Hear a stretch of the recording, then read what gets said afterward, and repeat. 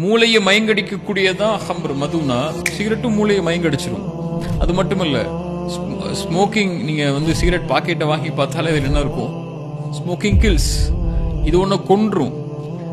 அல்லாஹ் நல்ல விஷயங்களை ஹலாலாக்குகிறான், கெட்ட விஷயங்களை அல்லாஹ் ஹராமாக்குகிறான் தான் அல்லாஹ் குர்ஆன்ல சொல்றான். ஒரு உயிர் எடுக்கக்கூடிய ஒரு விஷயத்தை இஸ்லாம் எப்படி ஹலாலாக்கும் நினைக்கிறீங்க? எனக்கு புரியல. தன் கரத்தாலேயே ஒருவன் தன்னை அழிக்கக்கூடிய, தன் உயிரை மாய்க்கக்கூடிய, அல்லாஹ் கொடுத்த அமானிதமான இந்த உடலை சிதைக்கக்கூடிய ஒரு காரியத்தை செய்யக்கூடிய இந்த புகையை எப்படி இஸ்லாம் ஹலாலாக்கும்? இது அவங்க தங்களை திருப்திப்படுத்துறதுக்காக நான் ஹலால தான் செய்யறேன், இது ஹராம் இல்ல, இது தடுக்கப்பட்டது ஒண்ணுதான், மக்ரூஹ் தான். மக்ரூஹ்னா என்ன? மக்ரூஹ் செஞ்சா அல்லாஹ் அப்படி விட்டுருவான்னு அர்த்தமா? பாவம் அல்லாஹ் எடுத்துக்கொள்ள மாட்டான், நாளைக்கு மறுமையில் அதை குறித்து அல்லாஹ் கேட்க மாட்டான்னு அர்த்தமா?